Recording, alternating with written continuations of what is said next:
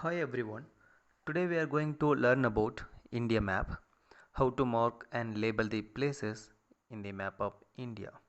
Here we are going to identify density of the populations, monsoon winds, soil distributions, mineral distributions, plateaus and pauses, plains, rivers, mountains and peaks and cities.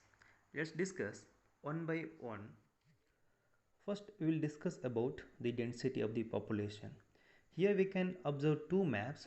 One shows high density and second shows low density of the population. We should mark in two regions. One should mark in North India and another should mark in South India according to ICSE board.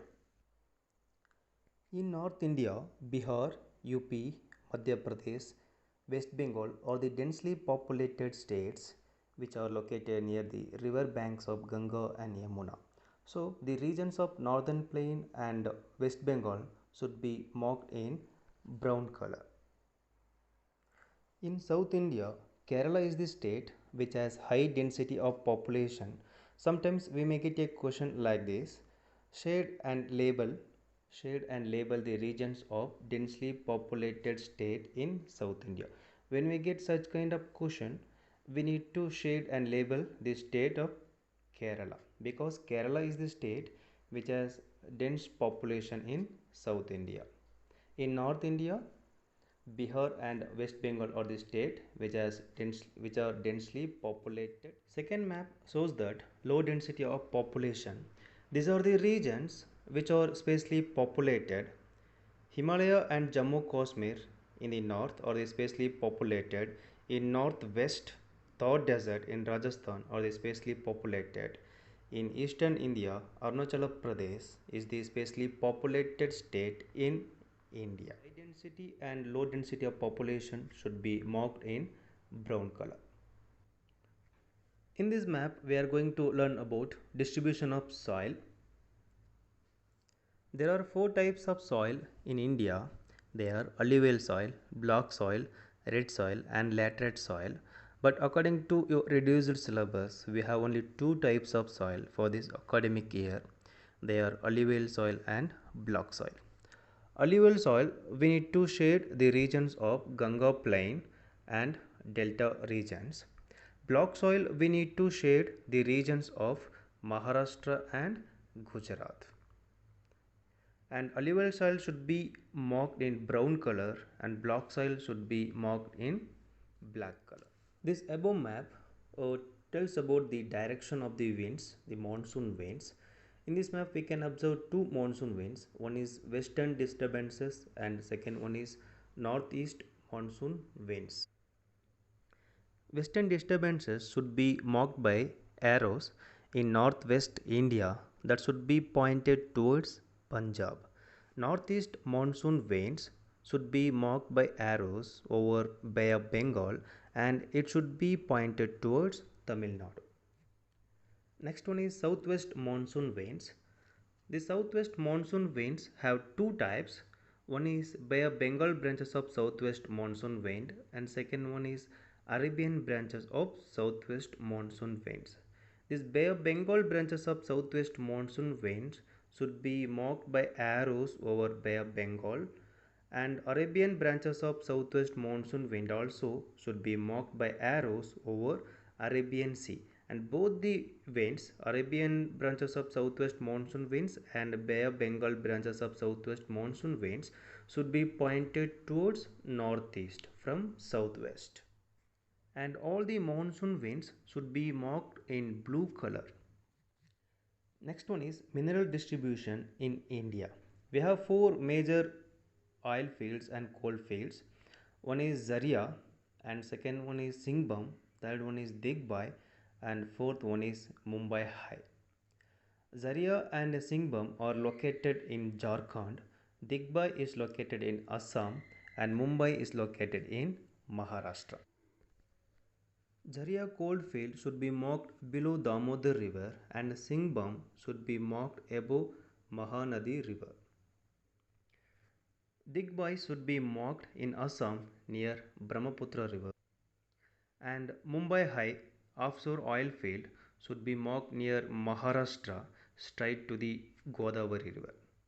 This map tells about plateaus and passes. In this map we can observe two passes. One is Karakoram Pass and second one is Nathula Pass. Karakoram Pass is located in Ladakh. It is a mountain pass between between India and China. Second one is Nathula Pass. It is located in Sikkim. It is also mountain pass between India and Tibet. And passes should be marked by open bracket in red color. And also we have two important plateaus. One is Deccan Plateau and second one is Chota Nagpur Plateau. Deccan Plateau should mark in peninsular India. Chota Nagpur Plateau should be marked in Jharkhand between Damodar River and Mahanadi River. Deccan Plateau and Chota Nagpur Plateaus, both the plateaus should be marked in brown color. And we can also find Thar Desert. Thar Desert should be marked in yellow color, which is located in Rajasthan. It should be shaded by yellow color. Next one is plains and coastal regions. We have one important plain, that is Indo-Gangetic Plain. This Indo-Gangetic Plain should be shaded over Ganga River and Indus River in yellow color. In peninsular India, we can observe coastal regions: Konkan Coast, Kannada Coast, Malabar Coast, Coromandel Coast and Northern Circus. Coromandel Coast should be marked in the border of Tamil Nadu. Malabar Coast should be marked over Kerala border. Kannada Coast should be marked over Karnataka. Konkan Coast should be marked over Maharashtra border. All the coastal lines should be marked in green color. Coromandel Coast, Malabar Coast, Konkan Coast, Kannada Coast and Northern Circus. All the coastal lines should be marked in green color. Next one is mountains and peaks. These are the important mountains and peaks which are drawn on the map.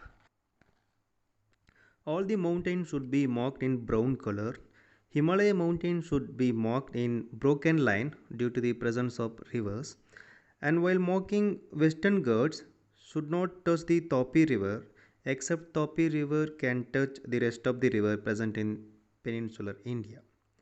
Even Eastern Ghats, we should be marked between Godavari and Mahanadi river and Kaveri and Krishna river. Next we will talk about rivers. These are the major and important rivers which are flowing in India. All the rivers should be marked in blue color. All the water bodies also should be marked in blue color. And names of the rivers should be labeled above the lines of the rivers. We should not label below the lines of the rivers. This map shows about latitude and longitude. Tropic of Cancer, 23.5 north is the important latitude, which is passing through the middle of the country, dividing India into two latitudinal halves, north temperate and south tropical lands. It passes through the state of Madhya Pradesh, covering the longest distance in India. Standard meridian longitude, which is the only longitude passes through India. Indian standard meridian 82.5 east should passes through Allahabad, but it should not passes through Sri Lanka, but it can touch the Sri Lanka border. Most important thing, that is standard meridian of India should be passes through Allahabad. It is a place where Ganga and Yamuna river joins. It is also called as Sangam. So Indian standard meridian should be passes through Allahabad. And it should be marked in red color. Next, the last topic, that is cities. These are the important cities which are given in this map. All the cities should be marked in red dots. All the cities should be marked by red dots in red color. All the cities should be marked over the points. We should not label below the points. All these cities should be labeled above the points.